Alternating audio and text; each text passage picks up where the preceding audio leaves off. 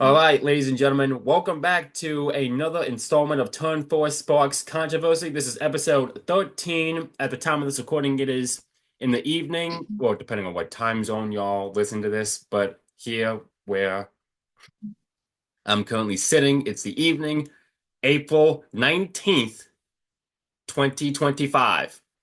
In exactly 2 months from now, it will be the 20th anniversary of the Indianapolis Grand Prix that happened, which is a very controversial thing to discuss. Hence, I thought, and funny enough, I was torturing myself watching the full length of that race from start to finish last night. And it was not my first time watching it either. It was my first time watching the full race in over a year, 2 years. But either way, we back along with my racing colleagues, Dave and Brandon. Dave. Hello. What's going on? So, first things first, gentlemen, let's get straight to business. First and foremost, as I mentioned, it's the 20th anniversary milestone of this kerfuffle of a Grand Prix that happened. So, I have you two to back up the information on what went down. First things first, Brandon, you mentioned this in one of the episodes last year about the whole tire war thing between Michelin and Bridgestone. So, can you Yeah, tire elaborate? wars are stupid and bad. I know. Because Slap Shoes has like a whole video dedicated to tire wars. Now, this isn't like a first for any motorsport, but tire wars are like, oh, Dave left. Tire wars are like most wars, right? Um, Nobody wins, everybody loses. And in this case, it was Michelin and Bridgestone. Um, and the reason why you saw only about what, like six cars starting that race was everybody knows this at this point. Bridgestone had the data for the new repave of Indianapolis, and Michelin didn't. Michelin came unprepared, so it's not really that big of a surprise when all the cars. I mean, it was surprising to see them all just pull off the track, but only seeing six cars start the race was definitely a shock to most people that day. If you actually go back and watch the old clips, you'll actually see people booing as the lights went out of that race. Now, Dave, you told me one time that you and Alex Smith watched that race to help you guys go to sleep one night. Yeah. Calvin, can you tell me why Bridgestone had the correct data for the Indy repave? For Let's see if you starters, know it. Come on. I think Bryce mentioned this.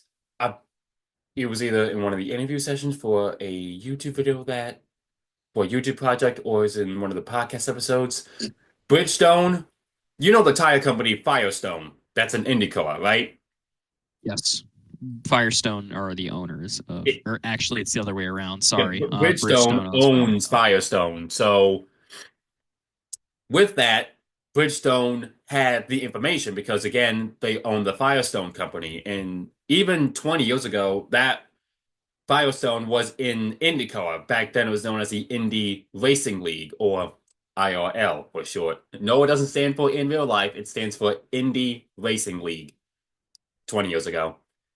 And 20 years ago, the Indianapolis Motor Speedway and Charlotte Motor Speedway, for that matter, which I'll get into that later. But for now, Indianapolis Motor Speedway, they used, considering how old the track surface was at the time, considering how much it was aging, they use this thing called diamond grinding. It's the gray stuff that you see on the racing line normally.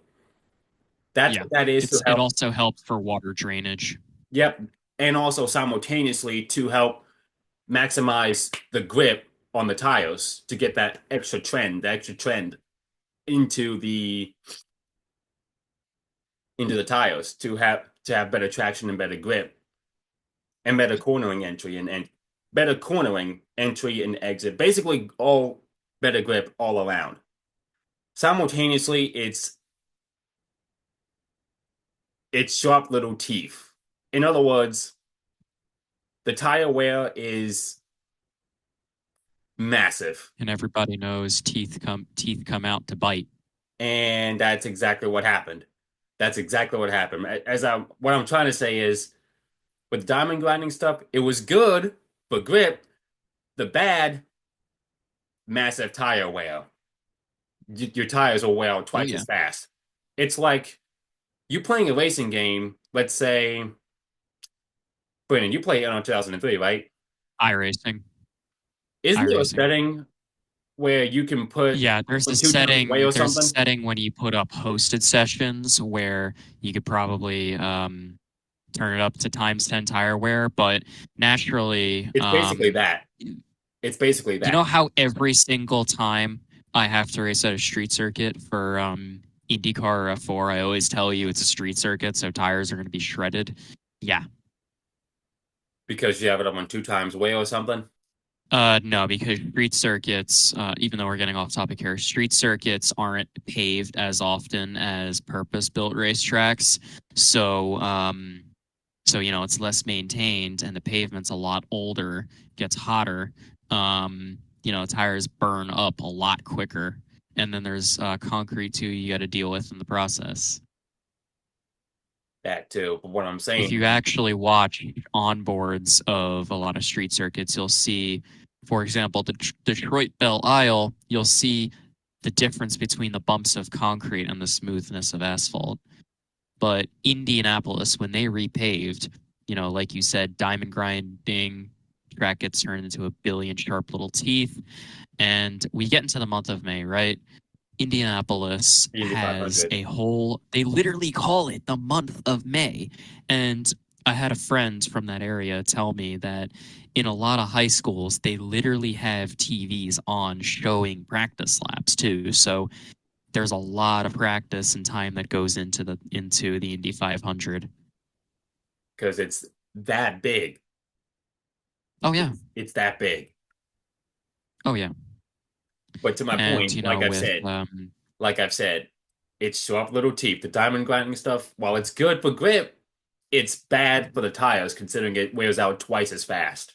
So drivers really have to play the game of conserving their tires. Otherwise, they have to stop a lot more than expected or as planned.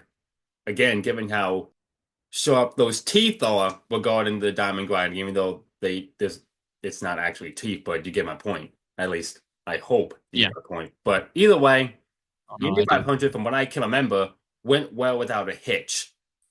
Because again, IndyCar even 20 years ago used Firestone compounds, and they studied the diamond grinding stuff.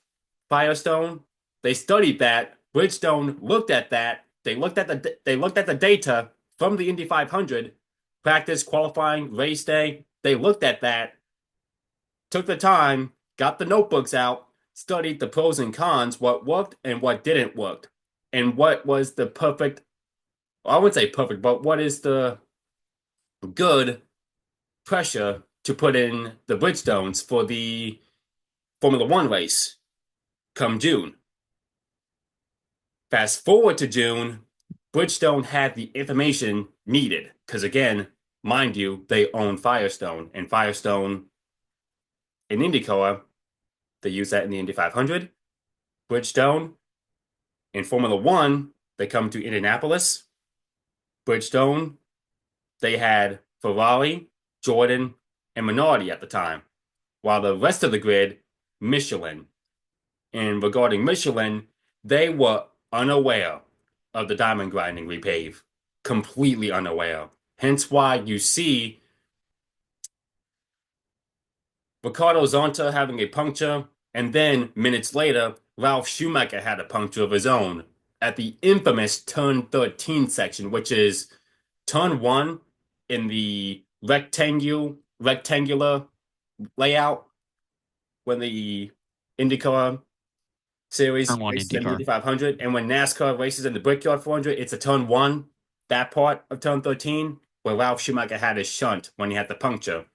And the craziest thing is, it was at the exact same spot in the identical circumstances the year previously.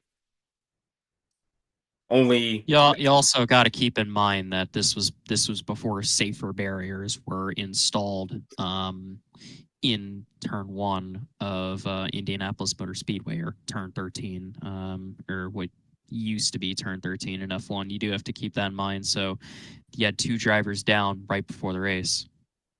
Ricardo Zonta, as I mentioned, but it was at the infield part of the layout. And then minutes later, Ralph Schumacher had his shunt at turn 13. And again, same spot where he hit last year, the year previously, which 2004, he had a back injury from that wreck. And here in 05, when he had his wreck, I think he sat out for the rest of the weekend, and Ricardo Zonta took over for him for the rest of the weekend.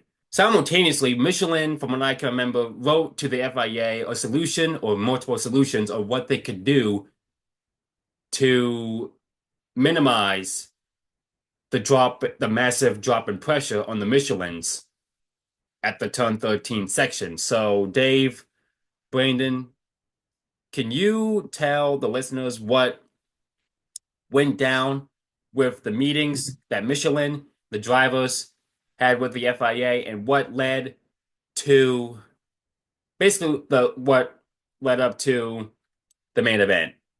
Well, one of the scrapped ideas, the Michelin teams wanted to have a last-minute chicane added, but this was after practice and all that, so they couldn't do that.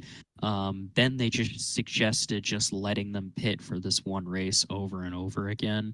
That was also thrown out.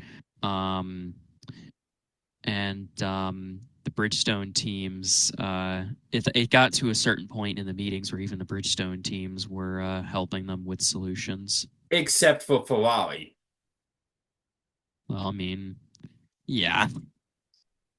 Let's not forget that also they also suggested a non-championship race or delayed. More so a non-championship race, but yeah. But of course, like the FIA said no. But that's because, according to the FIA, that would put them in jeopardy if that was a non-points race. For some and they reason. couldn't cancel it at that point in time either. There were some teams that wanted to cancel it. You do have to keep that in mind. Which, there were scenarios where they were at a racetrack only for it to get canceled at the last second, i.e., Australia 2020. But I digress. Back to the Indy 2005 fiasco. Yeah, but they canceled it a month in advance. That race, they could. It's not like they could just cancel this race like the night before the race because of all the people that paid for their tickets. Well, they didn't. And all that. They did in Australia 2020 because they were in town. They were in town, and then next thing you know, COVID hit, and the race was canceled. Not sure if that was a thing in the rule book where in the event where they're at the place, canceling at the last minute, whether or not that was allowed. Not sure if that was in the rule book 20 years ago, but still. Another thing to keep note from the 2005 Formula One season that is also a big talking point: no tire changes throughout the whole race. Yeah, that rule's ridiculous, and I think Dave agreed with me. Agreed. Yeah. So we're all agreeing here that tire change rule is ridiculous. I mean, it costed Kimi Räikkönen the win at Nürburgring that year, which was pretty stupid. Like I understand they're trying to limit Ferrari with getting creative with their tire strategy. That's exactly why the rule was in place. Another reason, but another reason too why the rule was in place, as stupid as this may sound, safety reasons to slow the cars down. Yeah, which is also pretty ridiculous. Like, I'm not if I was a racing driver and I got to F1, I'm not here to drive at 50 to 60% of my ability. I'm here to push. I'm here to go 100% all the way. You and me both. Dave, you can say the same thing. Yep, and that's why, now the main supplier, F1 today, Pirelli, have a certain, distance that certain tires, can go, and, have a pit window when they should be able to pit. Exactly. But in 2005, it's in the rule book back then that you can only use one set. Whatever tires you were on at the end of your qualifying lap, you got to use that same set the whole distance in the race. Except, Well, back then, the construction of tires were different back then than how they are now, especially the different in the manufacturers. except you've probably seen, not sure anyone listening to this podcast watches the races in F1 back in 2005 or YouTube watching F1 races from 20 years ago.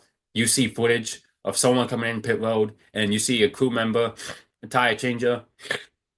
Excuse me, if I sniffle a lot here and there, it's that time of the year for me where I have allergies, so forgive me for that. But anyway, you notice in the 2005 Formula One races, someone comes in pit road, stops in the pit box, a crew member, a tire changer, changes a tire, but it's only one tire that's shredded to the core or punctured. Changing one tire, that's fine, but you're just not allowed to change all four. The only time that's acceptable is when it's changeable weather conditions. In other words, when it's raining. That's the only time it's acceptable. And I don't know if I said this to you both, whether in the podcast or privately, regarding to the 2005 rules and regulations, in particular for this one race alone, at least have all four tires being changed, at least for this one race being allowed, at least. But even so, rules are rules, and they weren't allowed to do that. I think one of the suggestions that they can come down into pit road at full speed, which is hella dangerous. So the safer solution was to add a chicane on the racetrack and turn. Like I said, that would be a last-minute adjustment, which that one, all right, I can see the point they're trying to make. Like, I would hate for a last-minute chicane to be added on a track I was practicing at all weekend just to find out they're changing the layout. Because, again, like I said, practice, qualifying, the term remains the same. But then on race day, boom, chicane added. Now you got to really assume where you hit the breaking point and where you hit your mark in the chicane. But other than that, can y'all elaborate more on what, excuse me, what was being said behind the scenes? Well, there was those rumors of the whole like walkout. You got to take that into account because driver walkouts aren't unheard of. There was the kart Texas race in the late 90s that there was so much G-force that those cars were putting out on the Texas Oval that there were drivers threatening to pull out completely of the event. There were teams threatening to leave, and then they just end up flat out canceling the entire event because it was pretty concerning for the drivers. Like, they were pulling 5 Gs a corner. God damn. Eventually, there were some drivers complaining about how it got so badly that some drivers couldn't tell the front stretch from the back stretch. Jesus Christ. I mean, of course, even when all the Michelin teams pitted, yeah, it was like people already started started walking out even before the race started. But I think it was, well, Michelin apologized and also, you know, you know, and kind of like refund the people that I guess walked out and apologized. They did because the FIA wouldn't give him the refund. Yeah. The Mm. FIA should have been held accountable for not giving refunds. Michelin should have been held accountable for not preparing for this event because, Exactly. they could have prepared. Keep in mind, Michelin are also the tire suppliers for the 24 Hours of Le Mans. So it's not like they just came in completely blind. But, then again, Le Mans and Indy are completely different circuits. I mean, I do have like quotes from uh, like some drivers and like officials. So of course, Michelin. They said we deeply regret the extremely unusual circumstances preventing us from guaranteeing the safety of our tires during the race. Um, Max Mosley, he was the FIA president at the time. This was a problem caused by Michelin not bringing suitable tires. It will be unfair to the teams who did everything properly to alter the race conditions. And then you have, other team principals like Jean Todt, who was the team principal of Ferrari at the time. We followed the rules. If the others had problems, it's not our fault. We don't change the rules of football because one team doesn't have the right shoes. Ron Dennis, team principal of McLaren at the time, we came here to race. We didn't come here to cheat death. And there's others, but they all have different opinions, and you can see both sides. But um, safety is a priority in F1 more today, and not that much, especially the Indianapolis. So you can see both sides. Where one side, where one side, it's rules are rules, and then the other side, yeah, we came here to race. Simultaneously, safety first. Yeah, especially with the whole turn 13 situation. Like I mentioned, like they should have raised concerns from practice right then and there after those accidents in turn 13. And, don't forget, no safer barrier. So, when your car goes sideways and your back end, your rear wing rather, hits that concrete wall at what, like well over 200 in that corner sometimes in some cases, yeah, it's not exactly a good experience. Exactly, as Ralph Schumacher found out. Now, you guys remember Paul Stoddart, who used to own, Somewhat. he owned Minardi back then? Mm-hmm. He actually had held meetings and from what I can remember, sent emails to the FIA on what they could do to make everything fair for not just the Michelin runners, but the Bridgestones too. And during the race, he was the one that said, and I quote, "This is not a race, it's a farce." Can you blame him? Because I don't. So we come to the day of the race, solution is still yet to be solved. No matter what solution they came up with, the FIA said no to every single one of them. Because again, in jeopardizing not only the Grand Prix, but also the sanctioning body as a whole, even though they would have been perfectly fine. The reason why the Michelin runners were still in the garages before the formation lap, considering boycotting right then and there, but they took it to the grid anyway. And Dave, I don't know if you remember saying this, but I forget what podcast episode it was last year, but do you remember Belgium 2021 where you said that you considered the Oh, F1 parade? yep. That's pretty Oh much yeah. what that was.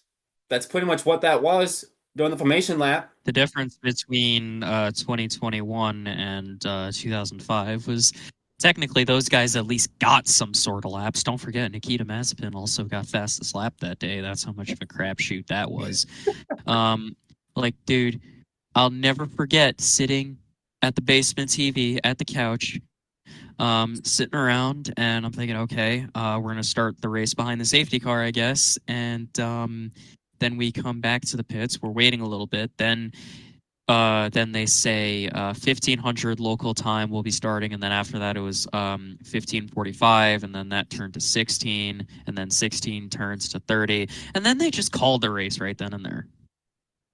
And they didn't even give the fans their money back either, which was Mm-mm. really ridiculous. No, the best they could do was just give them what uh was it like a year worth of like F1 TV or something?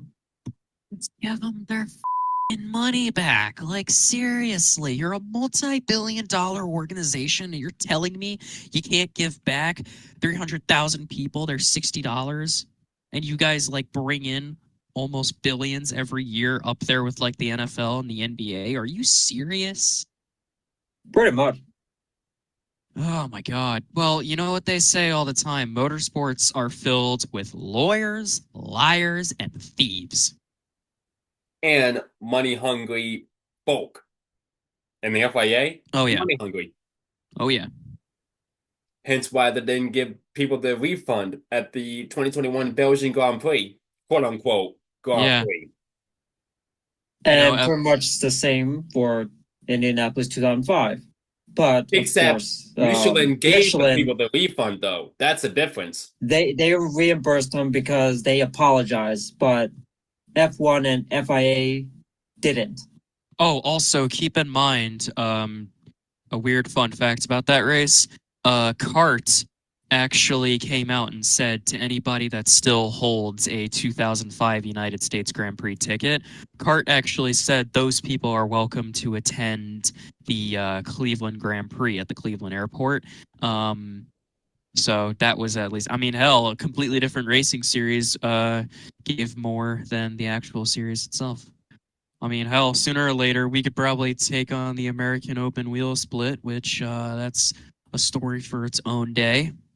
But don't forget to Indianapolis Motor Speedway also said they also warned both the Bridgestone teams and the Michelin teams like a year in advance that they were going to repave the track Wait, because they did? winters in Indiana, yeah, they did in 2004 when they announced the repave. Because keep in mind, pavements are pretty hard to maintain in Indiana because of how brutal the winters get over So there. you mean to tell me Michelin had all that time and they didn't do their homework? Yep. Yep. And Brandon, like what you said, My or name's Brandon, no, not Brenna. I said Brandon. Sorry. Or I'm sorry, or Calvin. That you know, Bridgestone pretty much already had the data from Firestone. So As I've said, the Michelin runners take to the grid. They do the formation lap, and then at the end of the formation lap, they boycott. All the Michelin runners boycott, leaving just the Bridgestone runners, the Minardis, the Jordans, and the Ferraris. 6 cars instead of the 20, the full grid.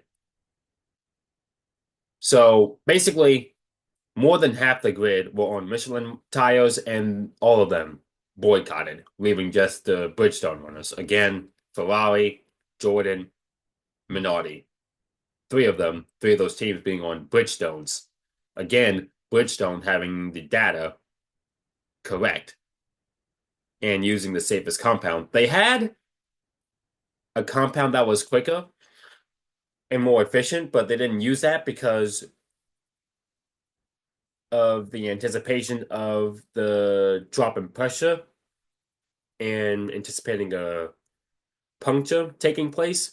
So Ferrari Jordan and Minardi, they went with the safest compound possible. And all 6 cars lasted the full 73 lap race distance, and literally nothing happened other than debris being thrown on the racetrack. I say thrown because people were actually throwing bottles and cans on the racetrack in disgust. Would you? Because even I would be disgusted, I wouldn't do that. Would you though? Yeah, I mean, I would just be disappointed, but I wouldn't throw any on the track. That's dangerous for drivers, and also, that's like extra work for the marshals to clean that up. So Exactly. Again, I wish there was things to go off of from this race, but as far as the actual racing that happened in the Grand Prix itself, literally nothing happened. The Ferraris ran away from the two teams. Shocker. Not really. Both Jordan cars finished the race a lap down. The Minardis finished the race 2 laps down, and Ferrari galloped away with it. Surprise, surprise. It was a 1-2 finish. Car number 1, car number 2 finishing 1-2. Michael Schumacher winning the race, his 84th career win in all, and the 2000 fourth time winning at Indianapolis and third consecutive win at the racetrack. Rubens Barrichello finishing in second. Ferrari's only 1-2 finish of the whole 2005 season, and their only victory in 2005. Excluding Indianapolis, Ferrari would go winless in 2005. Again, excluding Indianapolis. And then you have the third place finisher who was the happiest one at the racetrack, Tiago Montero. Apparently, he celebrated his third place finish all the way till midnight. You would have thought he won the damn thing. I wouldn't be like that happy. I mean, one, yeah, you're like in Formula One, so you're in the pinnacle of motorsports.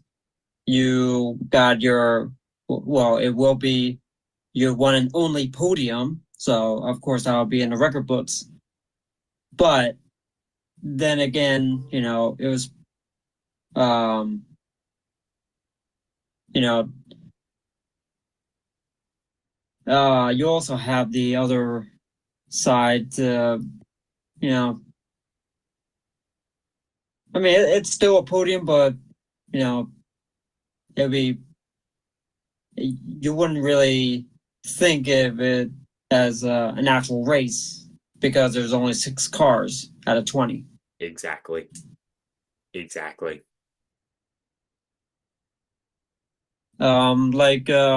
Actually, Tiago did. I have a quote for him. He said, "Of course, I'm happy to be on the podium, but it's not the way I imagined my first podium. I feel sorry for the fans, and I hope that they can understand it was not our decision." We also have Jensen Button that he said we could not race. It was not safe. It was simple as that. But it's very sad that it's very sad for the fans. Mark Webber, we all wanted to race, but not at the risk of serious injury or worse. This is not an easy decision, but it was the only responsible one. Davis Coulthard, I'm embarrassed to be part of this farce. I feel for the fans, and I feel ashamed to be part of Formula One today. Flavio Briatore, you can't put people's lives at risk. We tried everything, but the FIA said no to every proposal. I mean, that's all the quotes I have for now. Anything Michael Schumacher said? No. What about Rubens Barrichello? I mean, I don't have it right here. I only had a few statements. I mean, I can probably look for statements. If you can't find any, they probably didn't say anything because they left right after when they got their trophies and awards. They quietly accepted their trophies and just dipped, blushing with embarrassment. Again, Thiago Monteiro, who finished third, was the one who celebrated the most. You would have thought he was the one that won the damn thing. And that would be Jordan's last podium finish under that name. And then they'll be rebranded to Midland in 2006. And then later on, late in the season, it was Spiker in 2007, Porcelain year from 2008 through 28, midway through 2018, and then Racing Point from midway through 2018 through 2020, and since 2021, Aston Martin. Today's drivers in that team, Fernando Alonso, who was back then in 2005 racing for Renault and won the championship. And at the time became the youngest ever in Formula One to do so, winning the championship. And then won it again in the following year in 06, becoming the youngest at the time to win it back to back until Sebastian Vettel came in and beat that record in 2010 and then won it again in 2011, making him the youngest to go back to back, and then won two more, 2012 and 2013. But regarding Aston Martin today, again, they used to be known as a Jordan team. That the same team that Thiago Monteiro finished on the podium in the 2005 Indianapolis Grand Prix. Nowadays, again, they're known as Aston Martin. Today's drivers, Fernando Alonso and Stroll. Dave, I'm pretty sure you call Stroll a window licker. Yes. If any listeners, they will probably know that reference from Roger Powered Mohawk, who referred him as a window licker. Many wonder why Lance is still on the grid today. Do you know why? I'll tell you. His father. That's why. But, there's like, now that he brought in Newey, he could also have some power that's, can overpower Lawrence. Because if he is serious, like he said he is, they, then they want to put the best drivers in that seat. And they got Fernando alongside Alonso. They got Fernando. But he's a proven world champion, but he's doing the best he can with the current car. It is poo-poo. Well, that's because Adrian is already focusing on the 2026 regulations. Yeah, I mean they already, they were already done with this. Car, so he could probably help, with improvements, probably, but he's mostly focused on next year's cars. He did it with Red Bull, waited a year. We came into Red Bull in 2006, waited a few years. They got better and better, won championships. So the same might happen with Aston Martin here. He did the same with McLaren when he came over to McLaren and Williams. Came over there to both teams, gave it a year or two. A year or two later with the team, won the championship. So the same might happen with Aston Martin. You never know. Speaking of which, Newey was with McLaren 20 years ago, and 20 years ago, McLaren with the MP420, that was the fastest car on the grid, but it did not win the championship. Raikkonen was second in the championship, and McLaren was second in the Constructors' Championship. They could have won, but reliability problems. Especially with the races that Raikkonen had a shot to win, but mechanical problems, i.e., as Brandon mentioned moments ago at the beginning of this recording, Nürburgring. Another one, Imola. Another one, Hockenheim. all three of them, Raikkonen retired from the lead while leading, which is even worse. One, Pablo Montoya, who was also driving for McLaren at the time. So too was Pedro de la Rosa and Alex Woods when Montoya had his tennis injury in the beginning of the season. They also did what they could to score points, but even so, it wasn't enough to claim the Constructors' Championship at the end of the season. But Dave, let me tell you something. If all the Michelin teams ran in this race, Indianapolis 2005, if all the Michelin teams ran in this race, would they still walk away with the dub with either Fernando Alonso, Raikkonen, Montoya, or someone else? If a situation was resolved. Possibly. Or it could have been different if they didn't repave maybe a year after to the 2005.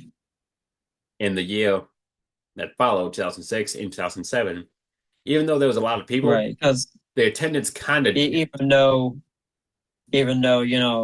for Indy it was 2007 was their last event held for F1 in 2007. Yes, it was. And Lewis and of Hamilton course won. and after this controversy, Michelin left F1 after the 2006. Yes, they did. With over 100 name. Excuse me. Again, allergy season for me. But regarding Michelin, they left the sport with over 100 wins. Bridgestone, also with over 100 wins.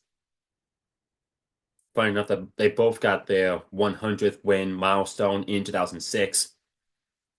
Fernando Alonso with Michelin in Montreal, and Michael Schumacher in his home Grand Prix at Hockenheim with Bridgestone. In 2006 onwards, the tire change rule was back. Basically, all four tires being changed, being allowed.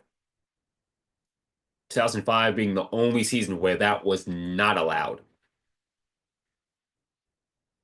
And one of the reasons why it was brought up is to stop Ferrari's dominance, and it worked. Again, if you exclude Indianapolis, Ferrari went winless in 05. Again, if you remove the Indianapolis kerfuffle. Even so, Ferrari still finished third in the Constructors' Championship at the end of the season, and Michael Schumacher with the bronze medal with third place at season's end. But still, again, that's aided because of what happened at Indianapolis. If you take that out of the equation, I sense and see Juan Pablo Montoya finishing in third ahead of Schumacher in the standings. And Ferrari being fourth, fifth, or sixth at season's end, given how mediocre they somewhat were 20 years ago. But even so, they bounced back the following year, but they still lost. Fernando Alonso and Renault in 06 and 05 for that matter, they were consistent. They were more consistent. They were more consistent. And Dave, if you were an F1 fan back then, I can only imagine you would be on cloud nine seeing Fernando winning the championship in Brazil for 2 straight seasons. Yeah, I would. And you despising Michael Schumacher winning. Pretty much. For those that don't know, Dave is a Schumacher hater. Dave, can you explain why you don't like Schumacher to those that don't know real fast? I mean, it's pretty simple. I mean, he's pretty much a like I would consider him pretty much a dirty driver. But they also the amount of controversies regarding during certain race weekends and pretty much how how he won his championships. So, for example, of course, the '94 Adelaide Grand Prix. Then there was also '97 Jerez, but for that one, He lost and got he actually qualified for that. he got disqualified from the entire championship, not the race, the entire championship. Because of that one move or action alone. Yes, and also, I would say a deliberate move he did in Monaco, where he pretty much just parked right at pretty much Vasquez, Rascas, yeah, 2006. preventing Alonso from getting pole. Well, guess what? He got pole anyway because Schumacher was excluded from his pole position slot with that. Yeah, and if you find videos, other drivers and or other F1 legends, didn't like that tactic from Schumacher. Keke Rosberg included. Mm-hmm. Mark Webber was another one. I think Nico Rosberg also had a saying on the matter. But even so, guess what? Even with Fernando getting pole, he still won. Well, I mean, it can be somewhat easy to win in Monaco if you're at the front. Yeah, because Monaco is so hard to pass. Qualifying is crucial. Why do you think Schumacher did what he did? Even so, his tactic didn't work. But yet he still finished fifth, despite starting from the pit lane from 22nd to fifth place. And I think our fastest lap of the race as well. Same for Indianapolis 2005. Again, aided with the Michelin boycott. And since that day, it's said that that was a day that the U.S. Grand Prix died, basically. Quote unquote died. Well, it did in Indianapolis because, like you said, Dave, F1 hasn't been to Indianapolis since 2007. And after that, they took a 5-year hiatus as far as hosting a race here in the States is concerned. And in 2012, the return of the U.S. Grand Prix took place in Texas, Circuit of the Americas. And then in 2022, we had the Vice City Grand Prix. Well, I call it the Vice City Grand Prix. For those who play GTA, if you know, you know. But it's the Miami GP since 2022. And recently, 2023, we've had the the return of the Las Vegas GP. I say return because they raced there before, but in the early 80s at the Caesar's Palace, which it wasn't received well by the fans, which is a story for another time, but still. That's your three races here in the States for F1.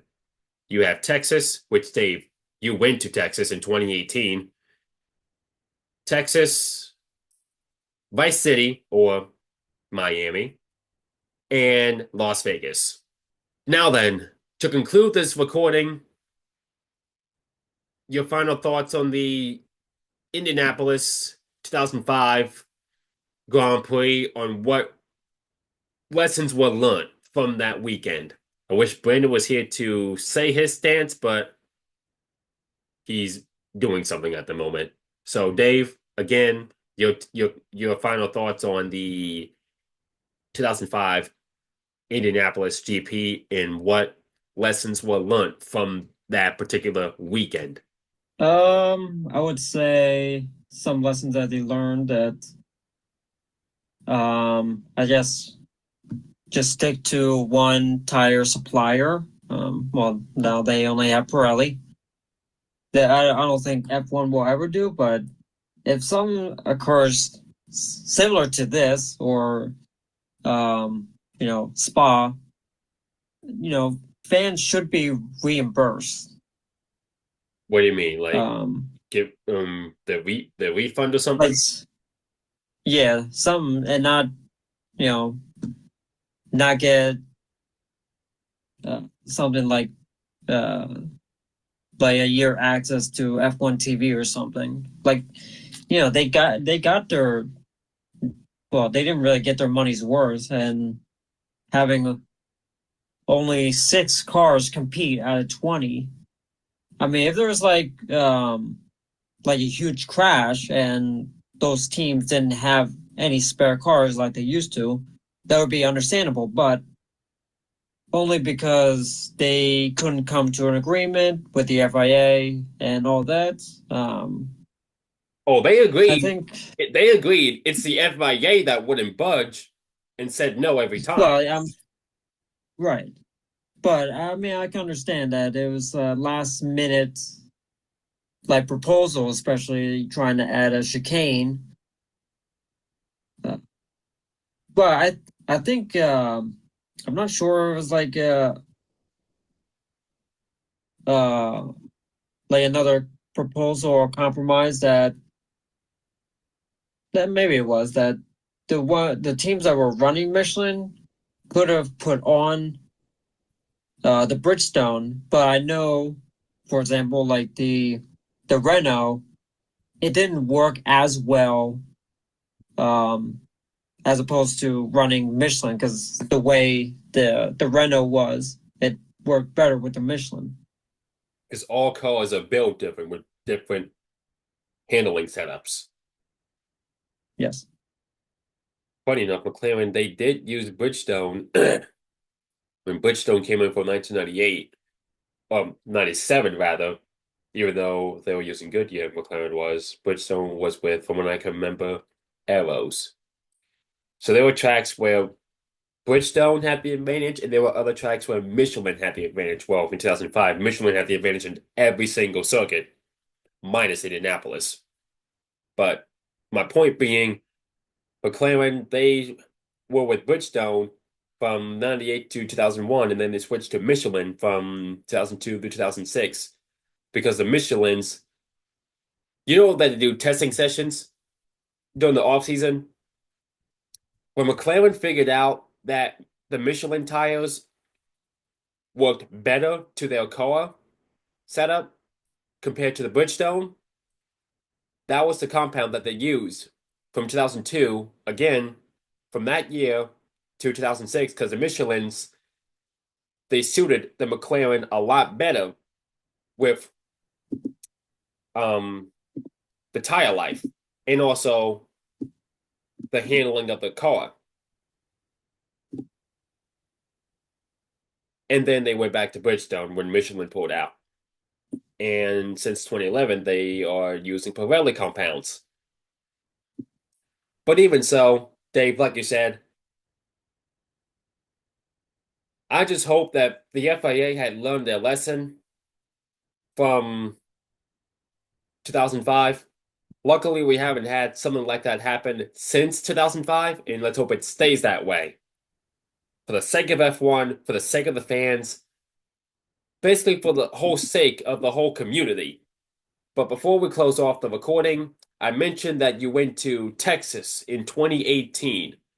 Can you, real quick, tell our listeners what you've experienced at the 2018 United States Grand Prix, or the Texas Grand Prix, I call it, because it was in Texas?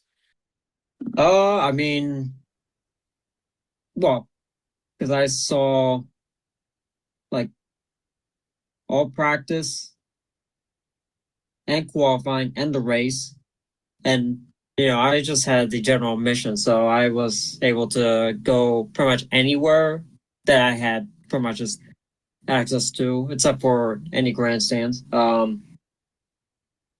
for the practice and qualifying, it was pretty much it was raining, and then during the race it was dry. But where I was pretty much right at the start finish line, going up to turn one, and it was amazing that I got to see Kimi Raikkonen's last win of his career, especially with Ferrari.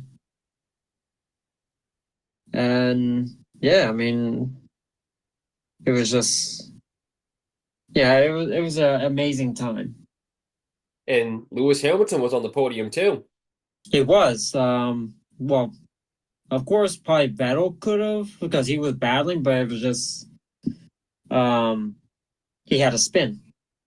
Oh, I forgot about that. Well, yeah, I, yeah, early on, but yeah, I because I remember he did have that spin. at turn one?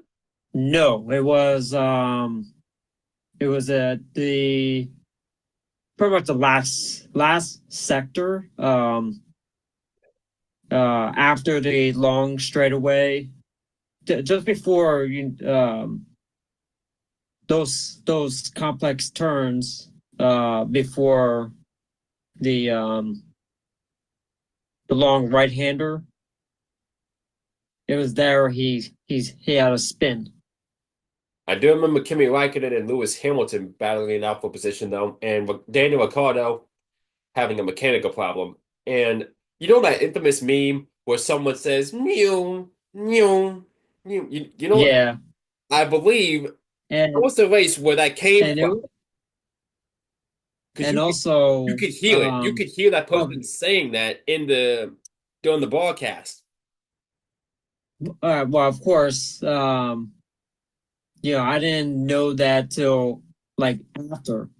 I didn't know because I was there, so Exactly. So you were I unaware. didn't really hear the commentators. I was just hearing the race. Yeah, because you were there. Right. I didn't know after, like, but yeah, it's just it was an amazing time, and hopefully I'll be able to go to another race. With Don't know me. where, but Bros trip. Bros trip. If you're going to an F1 race, bros trip. But the question is, where to? Is it going to be Texas again, Miami, or Vice City, I mean, or Vegas? If Vegas is even still on the mm, calendar. Actually, no, Vegas. yeah, I mean, Vegas, no, scrap Vegas. That's too expensive. That's too expensive. Miami or yeah, Vice no. City? Also, Vice yeah, City or no. Texas? Where we go? Where we going? I would prefer like maybe Hungary or Japan. Yeah, I It's mean, it's the cheapest one too on the schedule. just So I can see why you say that. Monaco too is also affordable. It's not as yeah, I expensive, can. surprisingly, considering it's a crown. It's a jewel on the crown. You would expect that it's one of the most expensive races to go to. Yeah, it's just like if you're um probably at probably like the hotel that yeah that's gonna be a little pricey, or you're on a yacht, then yeah that's like really expensive. But at the grandstands, I thought that would be expensive as well. But again, Vegas out of the question, considering that's way too expensive. Way too expensive. We're talking 15, from what I can remember, $15,000. Again, too expensive. But other than that, Dave,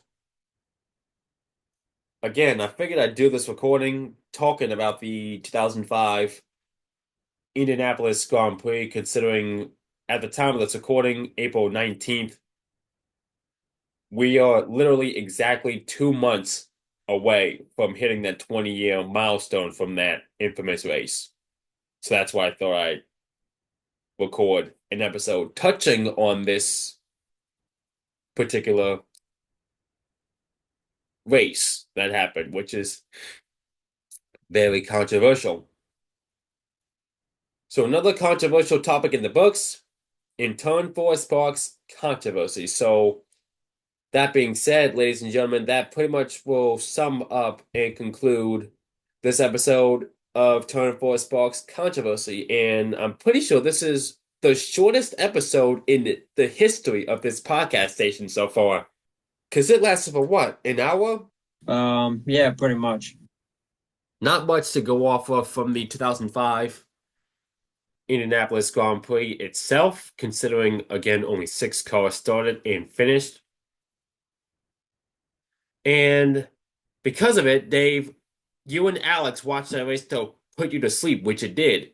Did you fall asleep before the race even started? Yes. Because you knew what was going to happen. Yeah, pretty much. Well, we talked about it.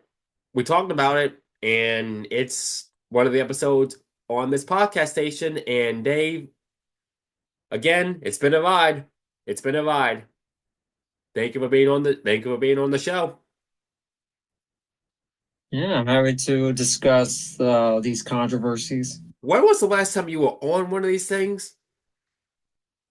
It's been a while. Yeah, long time no see, basically. I know. Long time no see. But other than that, though, folks, this is where we end the episode, considering we pretty much got what we've got covered the best we can, touching on the 2005 Indianapolis Grand Prix, most of it for the controversial and wrong reasons. But still, episode 13 is in the books. This is Turn 4 Sparks. This is Turn 4 signing out. And all I got to say is peace out, stay safe, and have a good one. Dave, if you have anything to say it now before I end the recording. Till next time.